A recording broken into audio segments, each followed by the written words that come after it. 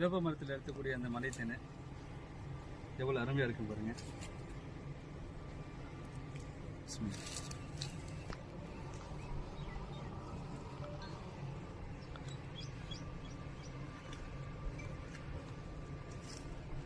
வேப்ப மரத்துடைய மலை தேன் இது. உடலுக்கு ரொம்ப ஆரோக்கியமான தேன் இது.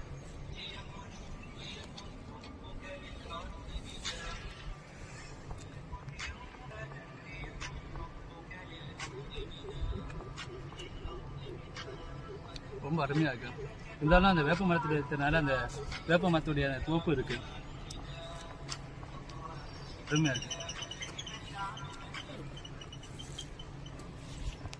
இவர் தான் எடுத்தாரு நமக்காக வேண்டி. இவரும் இந்த சின்ன சின்ன பையன் காடுங்க இவன் தம்பி.